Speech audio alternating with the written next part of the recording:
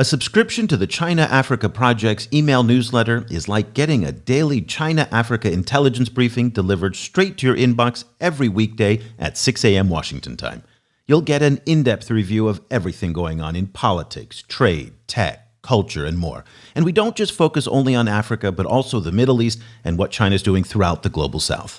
Try it out free for 30 days. See if you like it. After that, subscriptions are just $7 a month for teachers and students and $15 a month for everyone else. Sign up today at chinaafricaproject.com/subscribe. Once again, that's chinaafricaproject.com/subscribe. The China in Africa podcast is brought to you in partnership with the Africa-China Reporting Project at Wits University in Johannesburg. The ACRP aims to improve the quality of reporting on Africa-China relations through reporting grants, workshops, and other opportunities for journalists. More information at africachinareporting.co.za and our dedicated training website at africachinatraining.com.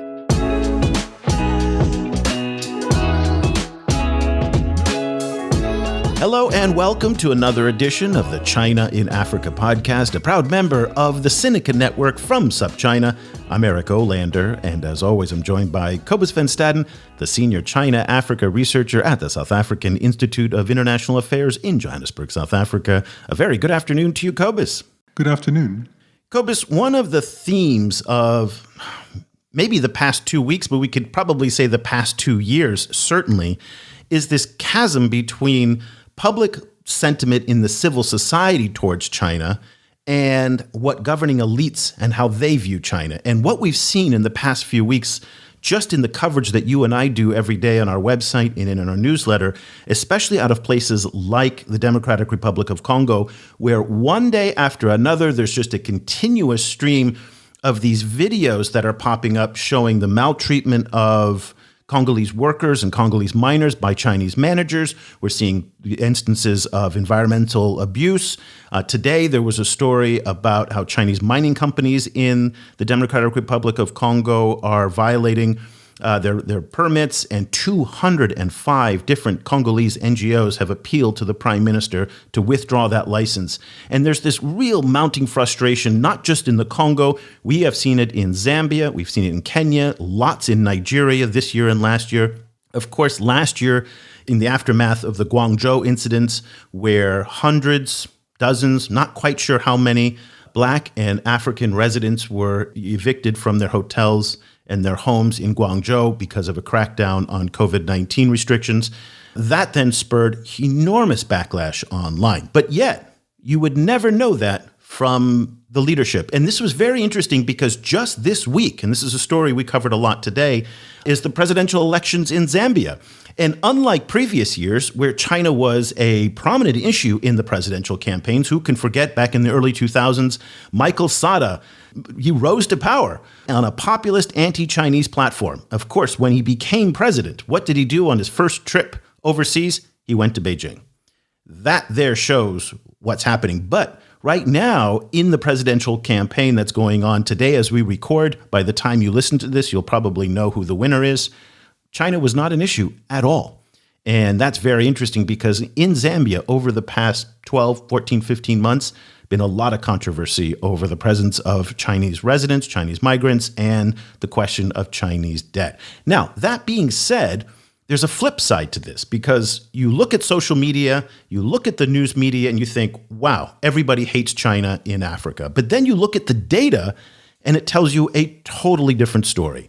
The most reliable metric that people have on public opinion in Africa is done by an agency called Afrobarometer. And every 4 or 5 years, they do a survey on perspectives about the Chinese, the US, and various foreign powers. 2019-2020 was the last one, came out last fall. Here's some of the findings. 63% across the 18 countries. So 63% of the people across the 18 countries they surveyed said China is either somewhat or positive influence in their country. That's kind of polling speak for the fact that it's, generally they have a positive view of the Chinese in the country. 63%. China was rated second behind only the United States as a development model. And in the rating of external influencers, That is, the countries outside of Africa that have the most economic and political influence in Africa, China was ranked number one with a 59% approval rating and only a 15% negative rating, ahead of the United States with a 58% positive rating and a 13% negative rating. Very similar story up in the Middle East as well, and in North Africa. Arab Barometer, a different agency, they did a similar survey across Middle Eastern and North African countries, and this is their quote: "The survey results make clear that Arab publics prefer China. China is viewed favorably by half or more in 3 countries, Algeria, Morocco, and Tunisia, while a third or more have a positive view in Lebanon, Jordan, and Libya. By comparison, fewer than a third have a favorable view of the U.S. in all 6 countries that they surveyed in that group, ranging from a high of just 28% in Morocco to a low of 14% in Libya." So, Cobus, a very complicated picture. To be honest with you, when I look at these kinds of stories about public perceptions, I have no idea what's up and what's down, because you see one thing on social media and in the press, and you see another thing in the data. Yeah, it's very complicated. With it comes several even more complicating kind of factors, including the fact that there is constant kind of back and forth propaganda wars kind of going on between China and different Western countries. Including both kind of the deployment of kind of cherry pick information and actual active disinformation coming from both sides. So that's one complicating factor. The other complicating factor is to which extent one can take this kind of poll data and then translate it or read it as an expression of popular sentiment. That itself there's a whole lot of kind of complicated polling science around that issue, and that it is a controversial issue, particularly in developing countries where where frequently people are not easy to reach, or the people who are reachable through email or phone or so on might sit in a particular kind of strata of the society, and doesn't necessarily represent broad-based opinion and so forth. There's a billion of these kind of caveats to take into account. So it's a really complicated situation. I'm so glad that you brought up the questions about polling, because it's not just in developing countries, but it's also in advanced economies as well. Polling has been wrong repeatedly in the United States. It messed up in Israel in their past elections. UK polling has been off. So the science of polling is highly questionable. And the fact that, as you pointed out, in developing countries, it's even more difficult. So let's get a perspective from Washington on this. There was an article that crossed our radar. Global South leaders are ignoring anti-China sentiment at their peril. It was written by Charles Dunst, who is an associate with Eurasia Group's global macro practice and also a visiting scholar at the East-West Center in Washington. And he's also a contributing editor, Cobus, you're going to like this, at Francis Fukuyama's new magazine, American Purpose. Francis Fukuyama, of course, of End of History fame. So that's pretty exciting. A very good morning to you, Charles. Thank you so much for joining us. Of course. Thank you guys for having me. It's great to have you on the show. You were quite kind of decided about what you think the situation is. And you said there's a growing trend across a diverse swath of the developing world, from Asia to Africa and beyond, a growing, dangerous divergence between public and governmental sentiment on China. Go ahead and make your case. Sure. So I think off the bat, one thing I would say is I don't mean to kind of suggest that every country is where China is active is experiencing anti-Chinese sentiment. I mean, that's certainly not the case. But I think when you do look at more recent polling, and I think even more anecdotal data, and even when I've done some in my former life, I was a traditional journalist. So even when I follow up and do some kind of reporting with folks I know in Pakistan or Cambodia or et cetera, you do kind of hear this constant frustration of, look, our governments are very close with China for kind of reasons of development, security alliances, et cetera. Whereas the publics, I think, particularly I like those two examples of Pakistan and Cambodia, mostly because I used to live in Cambodia. But you look at those two, and I think they're very helpful because those two are considered, are considered, I guess, China's arguably top 2 partners, kind of leading partners in Southeast and South Asia for sure. And yet, when you actually talk to kind of the average person, I think the opinion on China is mixed, if not negative. That is certainly the case in Cambodia. I mean, I can say there's a real frustration. And I think what I would clarify here is what's really interesting is it's not anti kind of China sentiment as much as it is frustration with the Chinese people who are present in the country who come to represent China, unfortunately. So, I mean, I think in Cambodia, it's a very helpful example. You have a country that is really kind of obviously low rule of law, kind of a limited ability to kind of enforce regulations and laws, et cetera, essentially. So when kind of this vast sum of Chinese money has come in, along with kind of course, Chinese companies and Chinese workers, there's a significant lack of regulation of them, which I'm sure you guys are familiar, but it's led to kind of that creation of this Chinese gambling city in Sihanoukville that's now kind of dissipated because of COVID. But I guess when I was last there in 2019, it was really stunning. I mean, it was a half-built city, kind of constructed somewhat illicitly. The stories of kind of criminality ranging, I think, from prostitution to murder that are tied to kind of Chinese gangs has skyrocketed. And you talk to Cambodians and like, we can't afford to live here anymore. They've been priced out. And there is this feeling of, and this is almost exactly quoting a friend of mine who was a vendor in Phnom Penh. He said, look, the Americans, the British, the Australians, whatever, you guys come here, you get drunk, you might be a little dumb, but at least you spend money in our businesses. And the comparison was the Chinese do all of those things, don't spend money at our businesses, and generally bring along kind of more criminality attached to kind of BRI projects and whatnot. So my argument here is that if you have that divergence in Pakistan and Cambodia, which are, again, kind of two of China's closest partners in the world, it's not hard to see kind of how that's going to be the case elsewhere. And I think the Philippines is a very strong example of this, where Duterte is obviously kind of quite pro-China and is certainly more pro-China than his population is. I mean, any of the folks running to replace him next year are kind of certainly more anti-China or China skeptical than he is.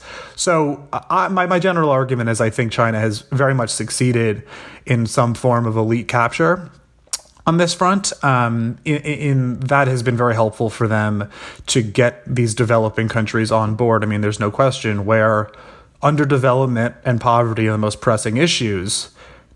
Countries and leaders can't really wait for the Western aid that might or may not come, that may be attached to kind of human rights strings, and that is generally comes with more red tape attached than the Chinese money that kind of has a propensity to flow in quite quickly if in an unregulated capacity.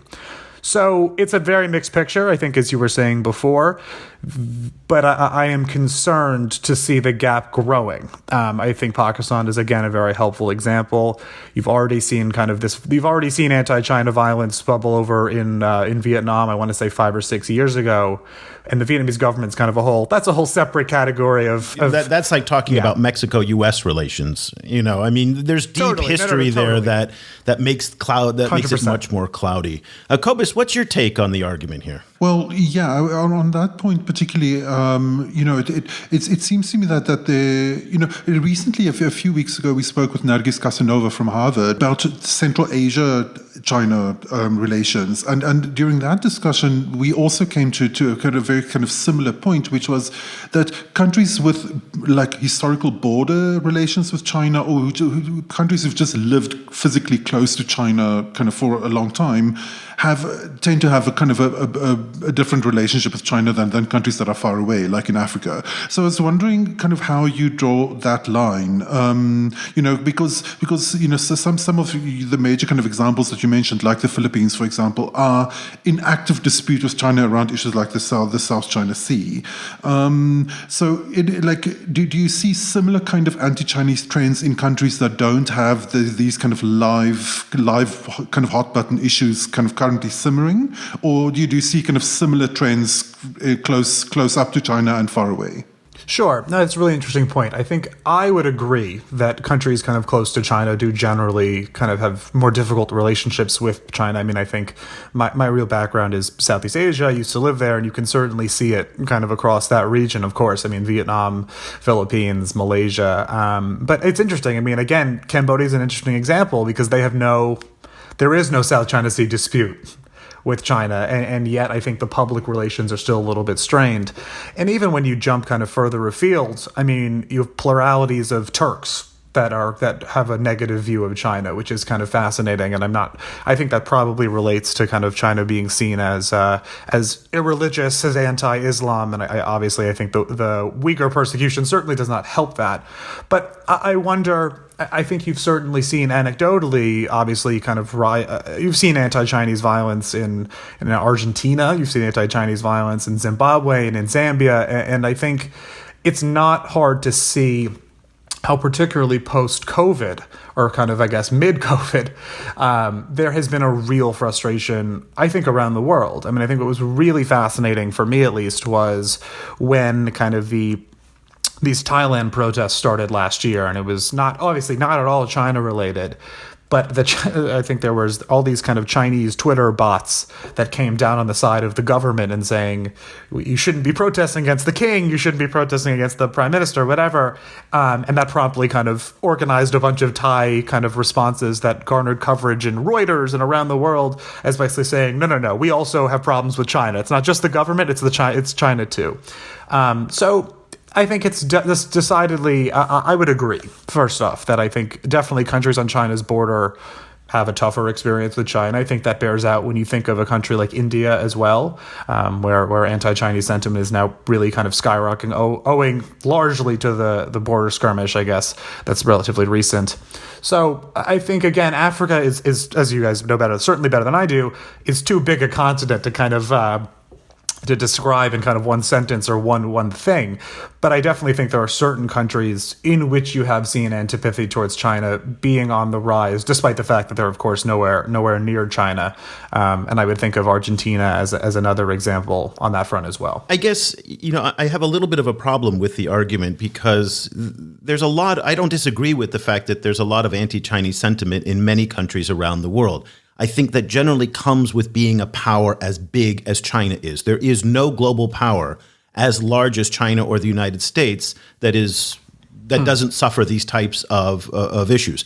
You and I are both Americans. We have grown up with anti-American sentiment in many parts of the world, in the Western Hemisphere, in the Middle East, in many parts of Africa. It comes with the territory. I guess the problem that I have with the argument that you're making, and I'd like to get your take on this, is that's not how you've set up your article. And I don't know if you wrote the headline or if the folks at World Politics Review wrote the headline, but you said, at their peril. Global South leaders are ignoring anti-China sentiment at their peril. And that's where I guess I have the problem, because we have a demonstration, or we have people are pissed off in Zambia or even in Cambodia. Hun Sen's government is not challenged by the fact that public sentiment is negative towards China. Hun Sen is firmly in control in Cambodia. The same here in Vietnam, and certainly in other parts of the world as well. So the question of peril is the part that I'm getting stuck on. Can you kind of dive into that? Do you really think that anti-Chinese sentiment will challenge the legitimacy or the stability of these countries? Sure. No, I think when I think of peril, what I was referring to was more so, I think, stability issues than I was governing issues. I mean, I 100% agree with you that Hun Sen is not going anywhere as long as he's alive and wants to be in power. I think that's not a question. But I do think the divergence between public and private sentiment on China does nonetheless kind of risk spurring the violence that you've seen in Vietnam, the violence that you've seen in Pakistan. The violence you saw in Vietnam was 6 years ago. Of course. No.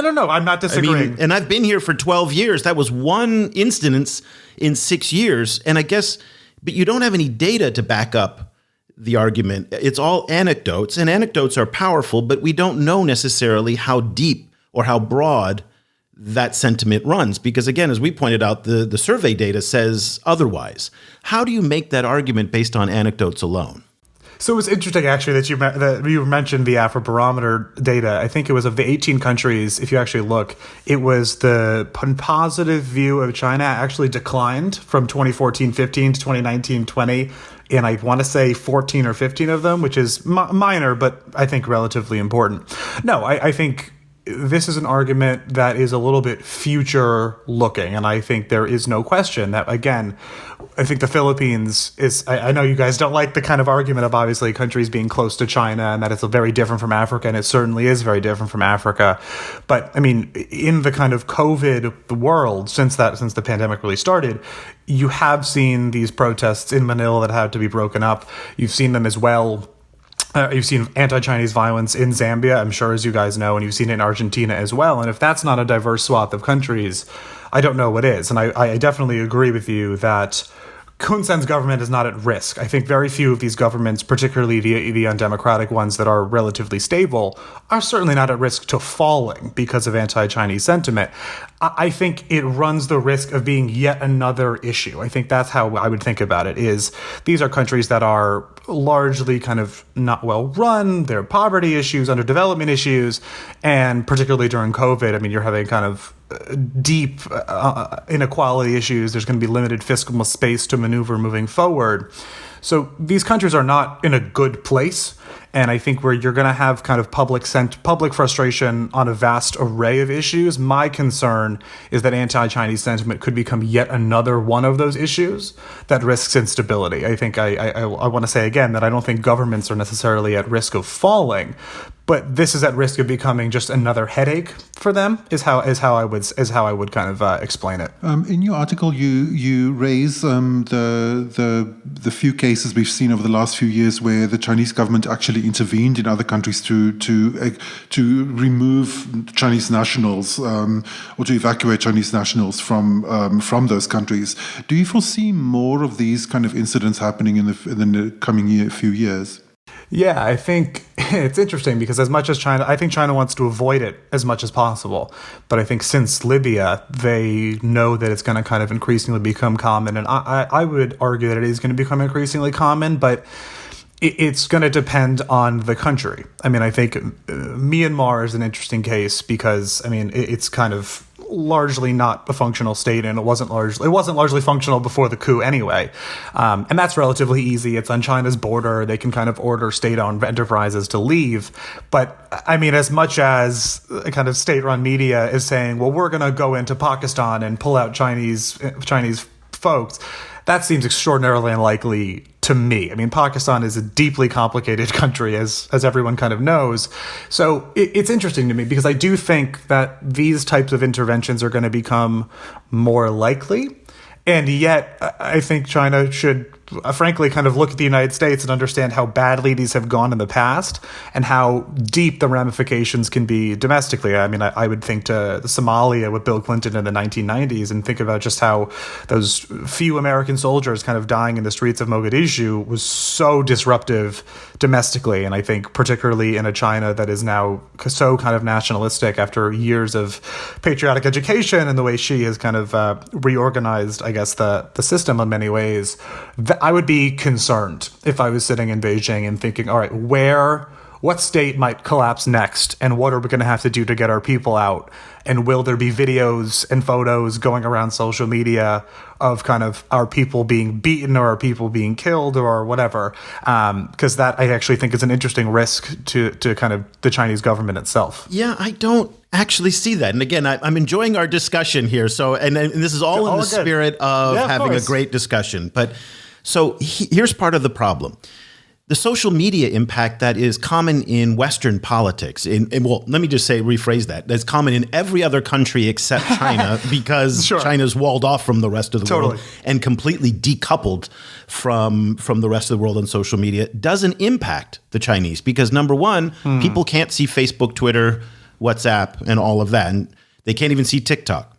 And then what does get into China is very quickly scrubbed either by the censors, the human censors, or the algorithms. So there's not going to be a social media uprising of Chinese soldiers being dragged through the streets of Mogadishu the same way there was with the Americans because they just won't see it. That's number one. Number two is that the Chinese passed the anti-terrorism law in 2015 that gave them the authority to intervene in other countries to protect people and property. They delicately danced around the non-intervention, but they have the legal authority now to do that, from 2015, if I'm correct. They now have the actual capability to do it. They have the force projection that they did not have 10 or 15 years ago. In Djibouti, they've got a base and they've got the capacity to do it. But yet, we have seen in the Middle East and in Africa over the past 12 months, one kidnapping after another, brutal, violent kidnappings after another. Nothing. The Chinese, since Yemen, as far as I know, have not done any large-scale intervention. So I guess my question is, where does the concern come from? The capacity is there, the legal authority is there, the ability is there, the need is there, but they have not acted. So why are you concerned when, in fact, it's been almost half a decade since the last time they did this? So I think the only time you're going to see an intervention like this is something like Libya or Yemen. I think where it is kind of a large-scale problem. I definitely agree that kind of the one-off kidnapping and kind of murders after another, as awful as they are not enough to kind of bring Beijing to kind of be motivated to put military force behind it. That wouldn't be controversial, though, to have all governments would be evacuating their people out of a situation like Libya. So that's not really that remarkable. I mean, the French were evacuating. In fact, the Chinese were better and more efficient than the Americans were. If you recall, during the Libya evacuation, the Americans couldn't get the planes there. They couldn't get ships there. But that's not something to be worried about, that if in a massive humanitarian, situation where foreign nationals need to be evacuated, that the Chinese would be lining up their military to do that. Is that what you're concerned about? No. I'm not concerned about an evacuation. Obviously, humanitarian evacuation is extremely positive. I have nothing to worry about there. But I think I would look at Pakistan and think, if these terrorist attacks continue, how long is China going to sit back and kind of say, well, we're not going to send in forces or some type of advisors to do something? I mean, that would be kind of what I'm thinking about looking forward. But you never want to intervene in a country's internal politics, especially a country like that. So, but I have an interesting question for you. I'll flip it a little bit. I'm curious if you think, obviously, if China continues deepening relations with these kind of developing countries, particularly ones like Pakistan, or even moving forward with Afghanistan, who have complicated domestic politics, to kind of say the least, and potentially putting kind of Chinese citizens in state-owned kind of enterprises in harm's way, do you not think these kind of further type of interventions are likely? I mean, in Pakistan, you've seen, a few terrorist attacks in the last year against kind of Chinese people. I mean, one targeted the Chinese ambassador, which is pretty stunning. But it didn't. But I'm curious, if that attack had been successful and had or successful from the Pakistani Taliban's point of view, and it actually killed the Chinese ambassador, do you not think that there would have been Chinese forces in Pakistan relatively quickly? No. Interesting. Okay. No way. Interesting. No way. I think they have a much higher tolerance for pain and suffering than we do in the US and Europe. I think that they can tolerate the deaths of their people. And we cover the Chinese press quite a bit. The kidnappings and the murders of Chinese nationals in Africa are covered all over the place. There's no yellow ribbons being put out on the streets for the 5 or 6, engineers in Mali that are taken. No, in fact, people are saying, well, they really shouldn't have been there. They're on their own.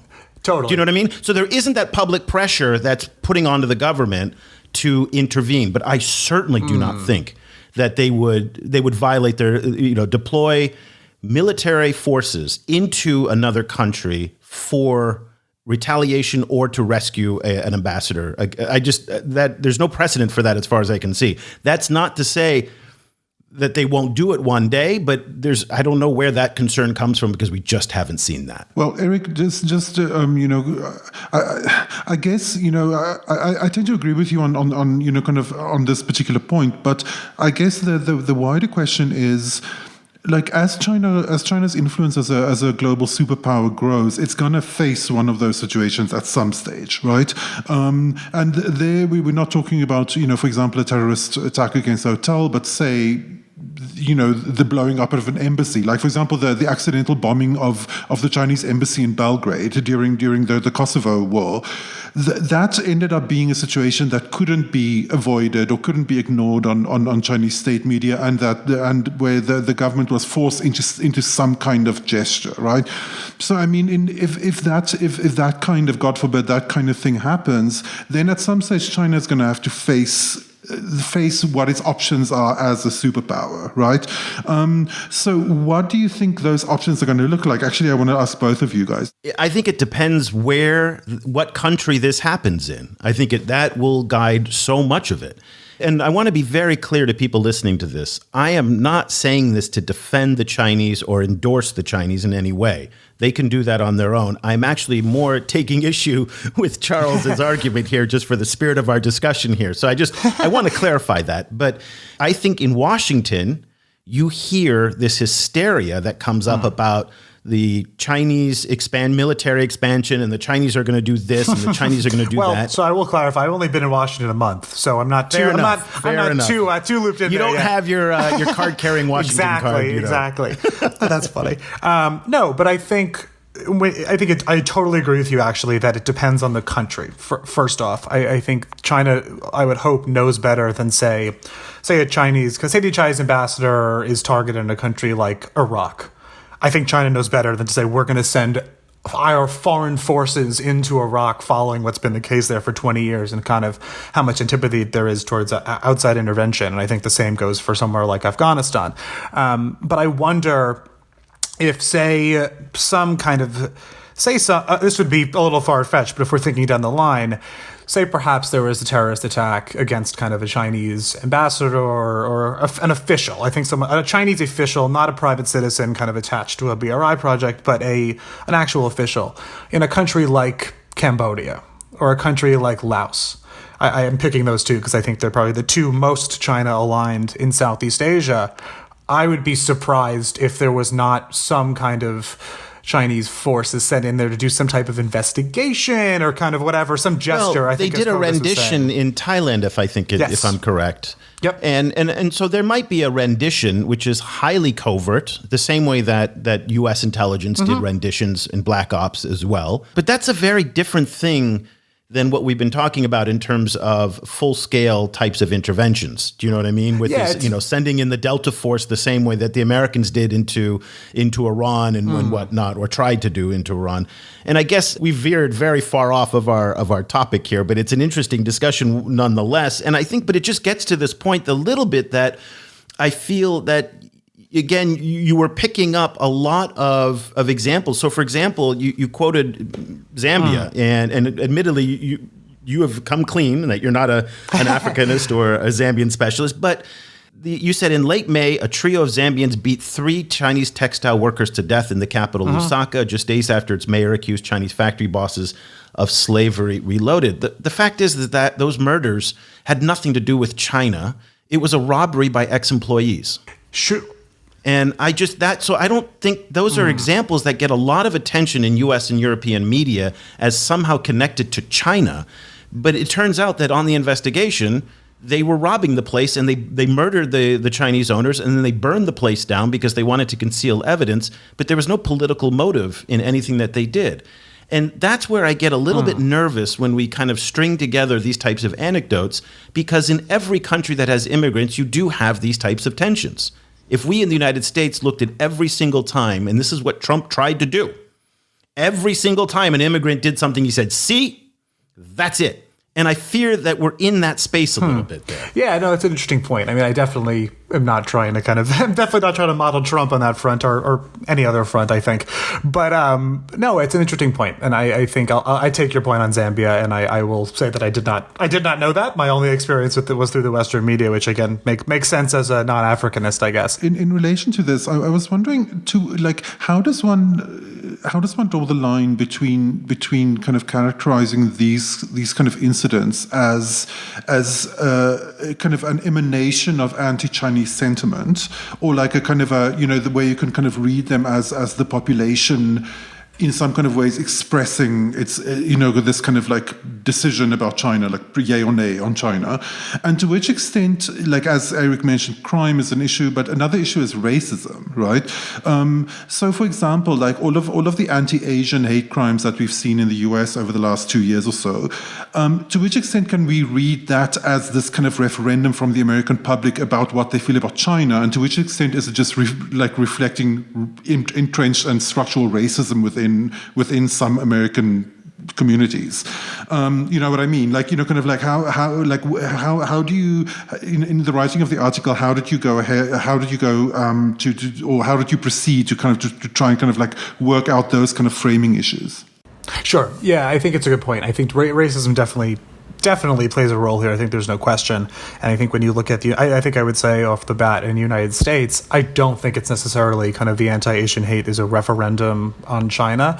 I think it's a response to I think it is kind of a general problem with racism domestically. I mean, I think it's also the case that it's not even like kind of American racists are particularly targeting Chinese Americans or Chinese folks in the United States. It's kind of Asians from all backgrounds. I mean, this was a similar story after 9/11 where, I mean, I grew up in New York City, and I remember after 9/11 there were all these stories of early stories of people attacking Sikhs because they wore turbans, and obviously that was not much of a referendum on anything. It was just kind of, I think, fierce nationalism combined with kind of some structural racism and media hyping of a threat. So I definitely am wary of that, and I understand. I think when I was going about writing this article, the reason I think I focused on Pakistan and Cambodia are those are two countries I know well. Before COVID, I was actually supposed to go on a reporting trip to Pakistan. I'm sad I didn't get there, but I kind of did the reporting virtually. And I mean, in Cambodia, somewhere I lived for about a year. And I think I spoke with people in both of those countries and kind of went through this and made it very clear that, or they made clear to me that this is not them saying we hate Chinese people. We don't dislike people of Chinese ethnicity. I think there is actually a pretty clear separation of the Chinese state and of Chinese people, although I will admit that in certain kind of parts of Southeast Asia, particularly in Cambodians I've spoken to in particular, there is, I think, a little bit of racism within there that is becoming increasingly anti-Chinese, because the line is increasingly hard to draw between where does the Chinese state end and where does the private kind of public begin. So when you talk to, I think, the Cambodians in a city like Sihanoukville, where there are kind of these massed kind of Chinese gambling operations, and there's all these kind of reports in local media, not even in the Western media, but reports in local media of kind of criminality attached to Chinese gangs and whatever. I think a lot of people are increasingly seeing that is the fault of the Chinese state, even though I think it's not. I mean, there's nothing that Beijing can really do to crack down on, I guess, their mafia operations abroad, particularly in a country with such lacking rule of law like a Cambodia or like a Laos. So I think it actually is a real concern that what is anti-CCP or anti-Chinese government kind of sentiment overlapping with a dangerous form of, I actually think, racism. And I think the Argentina example I referenced in the article is something closer to those lines, where it was, a bunch of Argentinians were called the Chinese businessmen coronavirus, and then they brawled.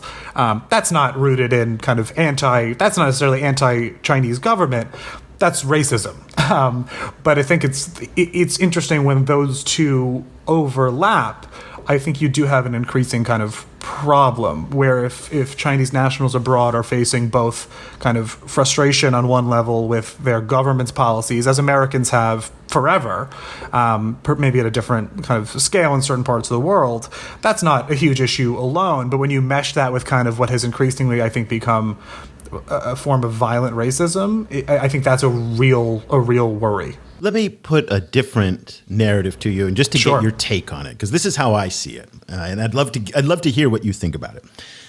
I think that Xi Jinping wakes up every morning and he knows that there's a very, very long list of people who hate his guts. I don't think he cares. And I don't think the Chinese government cares that much if people in Zimbabwe or people in Zambia or people in Argentina don't like them. I can tell that they don't care that much because they don't invest that much in making an effort to try and persuade civil society. They don't engage civil society that much. They invest disproportionate amounts of effort to making sure that the 15 or 20 people surrounding Nigerian President Muhammadu Buhari are well taken care of. And at the end of the day, for them, their interests, and this is about politics. This is not about popularity, okay? Again, I don't think they genuinely care if Nigerian public opinion doesn't like the Chinese. Publicly, they'll tell you, of course, we care and we want to have, win-win relations. But I think when they close the doors and they're by themselves, they're like, the most important thing for us is the geopolitical, interests. And they're very transactional in that approach. If Nigeria votes with us the way we want them to vote with us, if Nigeria has trade relations the way we want trade relations to be done, if Nigeria is aligned with our worldview, we're good. If the people don't like it, I don't really care. No, I think it's really fascinating because I think you're right that Xi himself and kind of perhaps those around him do not care. I think that's totally correct. But what's really interesting is that, Chinese diplomats for years spent a lot of money and effort to actually kind of increase their cultural literacy. There was a real effort here to kind of go into a country like Zambia or like Nepal or whatever and say, well, we are going to be more respectful of you than the Americans have been. The Americans come in, or the West generally, and this is the kind of the local view, are dictating to us on human rights. They're not kind of doing development in the way we need. And they still say that. That's the public diplomacy. That's the non-intervention win-win. 100%. But that's the rhetoric. I'm talking about the substance of it. At the end of the day, yes, they have Confucius Institutes and they spent $1 billion on CGTN. Nobody watches CGTN. Your average Confucius Institute really caters, again, to me, what I look at Confucius Institutes is they're part of elite capture because they're at universities in developing countries that really the top 5% of the society can attend oftentimes. And the numbers are so small. We're looking at, 80 to 100 people in a given year sometimes that go through, some Confucius Institute programs. So again, it's very small, but it's not a large scale effort to get hearts and minds. They will tell you differently. I bet you if I had a Chinese diplomat here, he would be very offended by what I just said. Yeah, no, I think it used to be the hearts and mind effort, and I think my point is that Xi has mostly shifted away from that. And even if the hearts, I think it's unfortunate, but I understand, as you're saying, kind of he doesn't care. But I think where I draw the difference between kind of, as you were saying before, someone like Xi saying, well, I don't care what the Zambians think about us, versus Trump saying, I don't care what the Democrats think about me, I actually think there's more of a problem for, possibly, I could be wrong, but the way I think about this is, put it this way, if Xi has said, well, I don't care what the Filipinos think about us. I don't care. I'm just going to cozy up to Duterte and take care of the 20 people around Duterte and we'll be fine. Clearly, that's not working because whoever takes office after Duterte, assuming it's not Duterte in some weird way where he comes in as the vice president, is going to be more China skeptical and more pro-US than he's been. But be careful of that. Not necessarily. Be careful of that. And the Chinese are super, super good at building relationships with opposition parties. Again, there's no ideology here for them. This is all pragmatism. So they will have somebody like Michael Sada, who in Zambia back in the mid-2000s, who literally was the most outspoken China critic in the world. And they managed to turn him into one of their best, coziest friends. He was a big teddy bear after he became president. No, I think you're right. I think Malaysia's a helpful example. Malaysia's another good example, especially here in Southeast Asia, where China exerts so much influence. And again, this is not a good example because it's a little bit like going to Cuba and to Mexico and saying, what do you think of Americans? It's just too complicated a history, and people have so many emotions wrapped up in these relationships that getting a straight answer is very difficult. Here in Vietnam, the public hate the Chinese, but at the end of the day, they also love the fact that China's their largest market. They've got relatives in China across the border. It's so interdependent and complicated. No, absolutely. So that makes it very difficult to make that assessment. Cobus, last question to you. Charles, you obviously, as you mentioned, you're like recently arrived in DC, and the article we read, obviously, within a Washington that is extremely invested in a bipolar vision at the moment, right? Kind of like there's really like people really work hard to try and kind of to look at the world in terms of us versus them, or US versus China kind of narrative.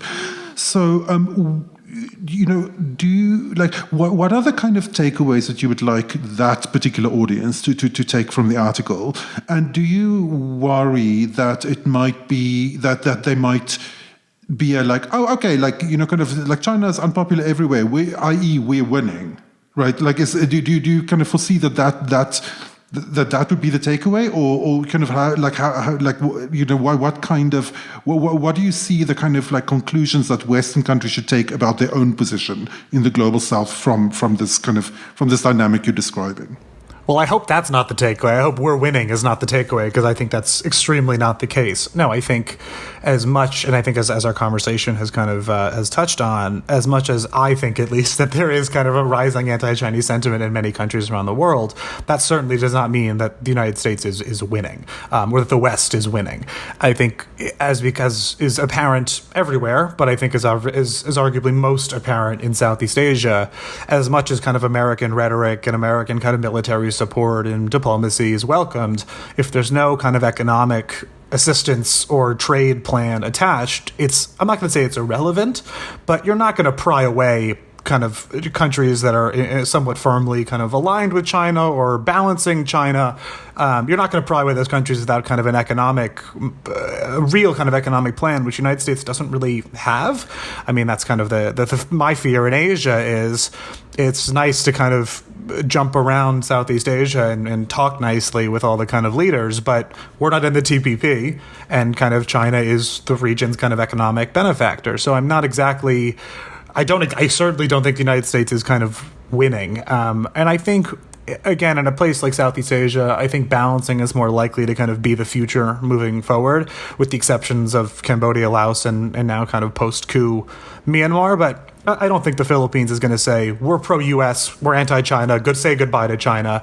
I don't think, certainly kind of Singapore, Malaysia, Indonesia are not doing that. I think they understand, I think they want both there. I think there's an understanding there's a frustration with kind of, I think China's growing aggressive military stance over South China Sea and kind of a number of other issues. But there's also a fear that the United States is... kind of can be missing in action, and every 4 years it's something could change, and the United States could be totally out of the region. And I think the rest of the global South and developing world is, I think, an interesting story where there are quote unquote, I guess, countries that the United States or China could, I guess, quote unquote, win. I kind of hate that term to describe a country, but even still, I think after 4 years of Trump, it's hard to imagine that the United States is winning, despite the kind of 7 months, I guess, we've had of Biden that have certainly been more successful, and he's certainly had some success rebuilding many of these kind of partnerships and whatnot. But no, I hope the lesson that is taken away is not we're winning. I think the lesson that should be taken away is much more so, look, China has kind of these image problems in a lot of countries around the world, and if the United States wants to kind of compete, and if the goal is to kind of fend off what I think many in Washington and I would in some ways subscribe to kind of this Chinese claim to kind of refashion the U.S. order to kind of in its own image, if the goal is to fend that off, I would argue you need to actually have a more substantial economic component in a lot of these countries, and you just need to reinvest in kind of basic diplomacy. I mean, the fact that I mean we've kind of been really MIA from any of these ASEAN meetings or kind of meetings like that in the rest of the world through the Trump era, and even frankly so far into the Biden era, he has not yet done a phone call with a Southeast Asian leader, which is a little strange. Just mind-blowing. Yeah. But let me, you mentioned the TPP, and that's the Trans-Pacific Partnership that was the largest trade deal in the world before the Africa Continental Free Trade Agreement was passed. And let me tell you, from someone sitting here in Southeast Asia who's been here for now a decade, the bitterness and resentment about the United States walking away at the altar is right at the surface. Like, people have not forgotten that. Yep. And there is no getting back into this club, by the way. Like, the U.S. was flirting with the idea of coming back into the club, and everybody went, no, we're good. We passed this thing. We've moved on. And then interesting how China is now flirting with coming into the TPP. Very interesting on that as well. And I guess the point here is that, yes, Cobus, you're so right to kind of try to pull this argument out of a binary win-lose. And the United States certainly has a lot of ground to make up. China is encountering its own challenges as well. The article is Global South Leaders Are Ignoring Anti-China Sentiment at Their Peril. You can find it on the World Politics Review website, which, by the way, I just subscribed to today. So they got a little bit of our money today. I kept running into their paywall, and I just said, and Howard French writes there, you're writing there, a bunch of really great people are writing there. Yep. And so I finally broke down and ponied up the money for the subscription. By the way, it's the kind of thing that if there's content that you like, you got to pay for it. You got to support good journalism. So that's my little plea out there. Charles, thank you so much for one of the liveliest discussions that we've had on this show in a very long time. We really appreciate it. We really enjoyed the back and forth. If Totally. People want to follow what you're reading and writing, and they want to connect with you, what's the best way to do that? Sure. Well, thanks for having me. This was a ton of fun. Yeah, I'm pretty active on Twitter. I'm just at Charles Dunst. So that's my name, Charles, and then Dunst. And then my website is just charlesdunst.com if you want to check out things I've written in the past. But that's pretty much it. Fantastic. We'll put links to all three, your website, your Twitter handle, and also your article in the show notes of this podcast. Charles, thank you so much for taking the time. We wish you the very best and looking forward to circling back with you after you've been in Washington for a little bit longer and you'll be all jaded and cynical in a few months. Yeah, exactly. Awesome. Thank you, guys. Cobus, I'm so glad that we had the chance to talk with Charles. Again, I didn't agree with the framing of the article, but I really enjoyed the back and forth and the conversation. And I guess the point that I'm trying to convey here and really trying to make is that I've been seeing the negative anti-Chinese perceptions in places like the DRC that have been going on for a long time. And in Kenya, we've been talking about this at least for 4 or 5 years, if not longer. Zambia goes all the way back to the Kola mine shooting. Do you remember that? Years and years ago. But it just doesn't seem to translate into anything at the policy level. And that's why I come back to this point that says, okay, so maybe public opinion towards the Chinese is negative in a lot of these countries. It doesn't necessarily change the politics. And that's where I took issue with the title of the article, which said that it was at their peril. I don't think it's at the peril of Edgar Lungu in Zambia or Felix Tshisekedi in the DRC or Uhuru Kenyatta in Kenya, where public opinion towards the Chinese is quite sour, at least going based on what we see on social media, in the media, and a lot of the narratives, which I don't know if those are accurate representations. I don't think anybody really knows. Because as you pointed out, the polling data is really imprecise. So again, I'm going to end this conversation right where we started it, which is who knows what's going on? Well, I wouldn't actually say that I necessarily think the polling data is imprecise. I think people like Afrobarometer do incredible work, but I think the challenge is how to read the data. There's a few things, a few different factors involved, right? Kind of like one of the really interesting findings that Afrobarometer found in its last survey that it published, which was I think last year, was that some of the disinformation that we saw coming out of the Trump administration actually affected the popularity of China in the developing world. So, for example, particularly the narrative around asset seizures that we've spent many hours debunking have managed to actually push down public approval of China as a developer, as a development partner, for example. So I think that's one of the reasons why this data is incredibly valuable. But I think one of the other complicating factors is that we see a kind of a conflation between different Chinese actors here, right? Kind of like we see a kind of conflation of the Chinese state with Chinese companies, for example, and to a certain extent, that makes sense because Chinese companies are still so much more tethered to the Chinese state than Western companies are to Western states. And you have state-owned corporations. You have state-owned corporations with the name China in the name. So it's much easier to conflate kind of a company, kind of mining in a nature reserve, as we've seen controversies over the last 2 weeks in different African countries, with this Chinese state, than it would necessarily be, for example, if you're Nigerian and you're angry at Shell oil, which particular government are you angry at? Are you angry at the Dutch government? Like, kind of does conflating Shell oil and its problematic kind of presence in parts of Africa, does that even translate into any kind of resentment against the country? Maybe not, because the relationship between the countries and the companies are just different, right? It's just different. So there's a lot of these kind of complications that I think need to be kind of teased out. And then the data from people like Afrobarometer is really key to doing that, but it's a very complicated thing to do. Yeah, and I think it's impossible in this day and age, and I'm so glad you brought this up, that an article like this doesn't get sucked into the polarized discussion on China in a place like Washington, D.C. I mean, there's just no way it can be extracted from that. And, I was writing today, and it's one of these nightmare scenarios today where I was writing, and I wrote this great column on American values. This is a values-led, foreign policy now. All we hear about democratic values, aligned values, shared values, everything's about values.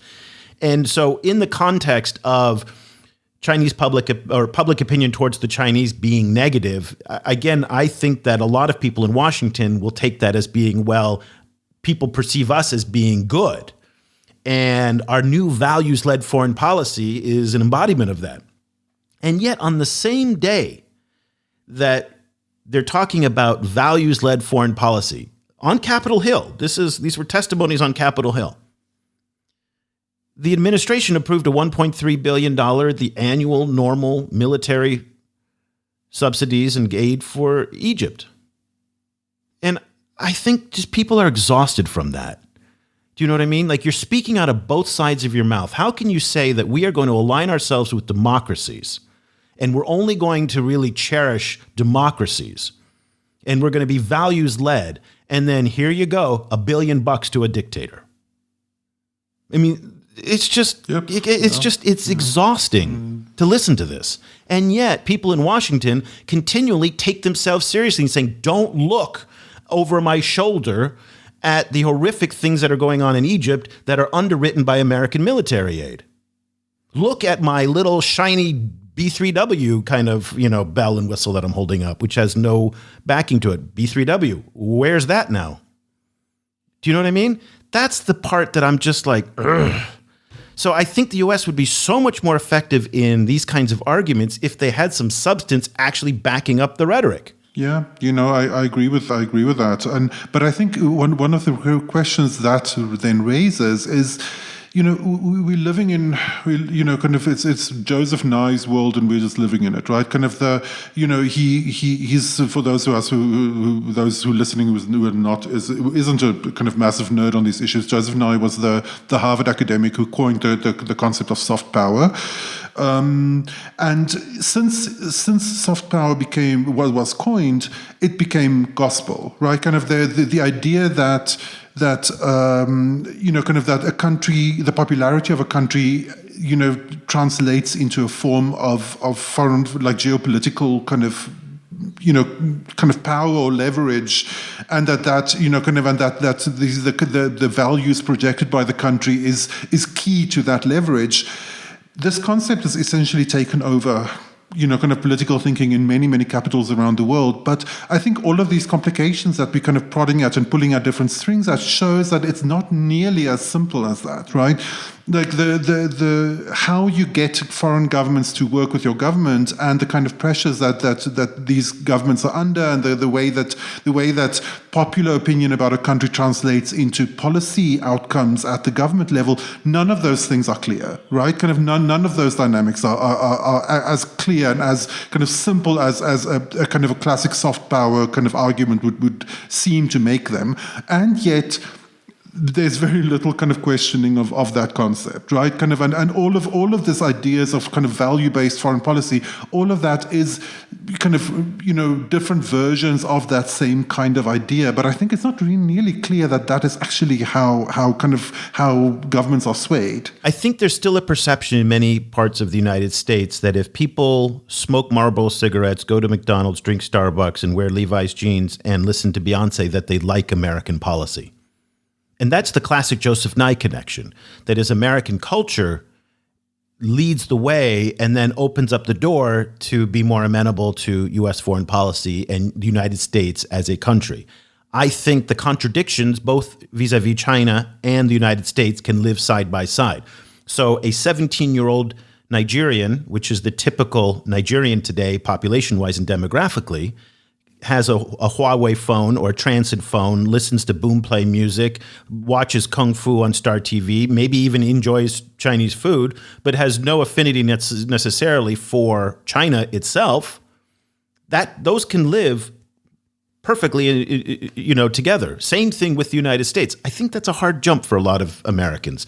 We still believe in this idea of American exceptionalism. And that was on full display just a couple of weeks ago here in Vietnam, where the U.S. Secretary of Defense came to town and gave this speech and says, we are an imperfect country, but we are a country that can rebuild itself and change. And it's the usual rhetoric that the United States has about itself. But he really hit hard on this American exceptionalism idea. That is not a concept that the average American even believes anymore. If you look at the polling data in the United States, the majority of Americans don't believe that we're an exceptional people anymore. Now, this pisses off the conservatives and the right wing who resent that. But the reality is that millennials and Gen Y and Gen Xers, or Gen X and Y and Zs now, don't necessarily have that value. So he's kind of putting something out there that most Americans don't even believe. And again, I don't quite know where I'm going with this, but it's this idea of the rhetoric in public policy and the reality on the ground are two very different things. I think the Chinese focus on the more tangible, practical things on the ground, and they're terrible at what they do in the public diplomacy space. So they just kind of say, okay, we'll move on from that. That's the point that I'm trying to make. I guess what I would add to that is that, when like in that last sentence, the Chinese would refer to the Chinese government, right? That's right. And the Communist Party and the Chinese government. And the party. But at the same time, I think there's two other kind of things that is true at the same time, is that I think, if one is, there's this kind of idea of American exceptionalism, I think where that kind of thinking is relatively strong actually is in China. Like among there is, I think, a strong strand of Chinese exceptionalism. That kind of rhetoric is pretty strong in China now, and of course the party rides on the back of that. But it has this kind of pushback where there is this kind of, and I think Charles, in this sense, is Charles kind of identified a real pattern. I think that there is more pressure within China for the government to protect Chinese citizens overseas, even though as like you pointed out in lots of cases, like someone can get kidnapped and no one cares, right? But I think as China is pushing towards a more central position in the world, I think Charles identifies something that is going to come up on the horizon. There is going to be a moment when the Chinese government is faced with this kind of, whether it be terrorism or whatever it is, this kind of like, some kind of harder pushback from somewhere in a foreign country against China itself.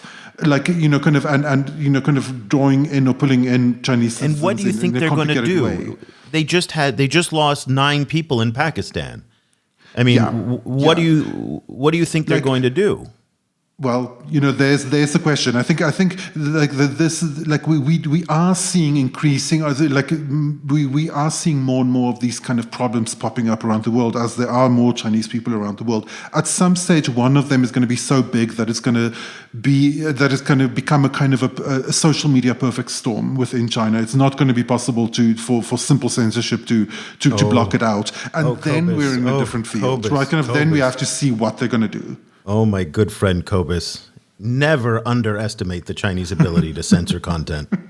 I mean, you sound like Bill Clinton back in the old days when he's saying, controlling the internet is like nailing Jell-O to the wall. No, it's more a situation that there's going to be a moment where there's going to be some calculation about political profit that can be drawn from something that will then spin out of control. Like for example, the accidental bombing of the Chinese embassy in Belgrade. Right? There's a threshold beyond which it doesn't become. It's just not a media management issue anymore. Right? When there is going to be a moment when the Chinese government is going to be pushed into some kind of where they're going to have to take some kind of geopolitical solution to some kind of problem like this, and then we'll have to see what that actually looks like. We'll have to see what it is, but I'm not underestimating the ability for them to spin the narrative any way that they want and to shape it in such a way that it suits their interests and it doesn't spin out of control. They have invested hundreds of billions of dollars in the most sophisticated security and surveillance state in the world and that human history has ever seen before. So their ability to control narratives is unrivaled. So I'm not so sure that political pressure will be there, but you're right. Maybe there is something so big that even they can't control it, but we haven't seen that yet. So at this point, it's all speculation, and that's a very dangerous place for us to be. So a little bit of a different kind of podcast today. We kind of, just threw out the scripts and just let it go. We'd love to hear what you think. We always welcome your feedback. You can reach me, Eric, at ChinaAfricaProject.com. You can reach Cobus at ChinaAfricaProject.com. And also Cliff on our team, CLIFF, Cliff at ChinaAfricaProject.com. He's our Africa editor. He wrote today his first column in our newsletter. So if you are a subscriber, you got his insights on the Kenyan SGR fiasco right now, where loans are being forced to be repaid and the Kenyan railways and the Kenyan government is in a real bind to repay the China Exim Bank for those loans. Cliff's insights were front and center in our newsletter today and are up on our website. That's only available to subscribers. We are providing this in-depth look at what the Chinese are doing, not just in Africa now, but increasingly throughout the global south. If you'd like to follow what we're doing, we'd love to have you part of our growing community of readers. Just go to ChinaAfricaProject.com/subscribe. $75 a year for students and teachers and $149 for everyone else. It's a bargain, just a bargain. So we hope that you'll check it out. Any questions? Drop me an email. I'd love to have a chat with you. So that'll do it for this edition of the show. Cobus and I will be back again next week with another episode. Until then, thank you so much for listening. The discussion continues online. Head over to facebook.com/China Africa Project to share your thoughts on today's show. Or follow the guys on Twitter. Eric's at Iolanda, and you can find Cobus at Stadinesk. For more information about the China Africa Project and to sign up for our free weekly email news brief, go to ChinaAfricaProject.com.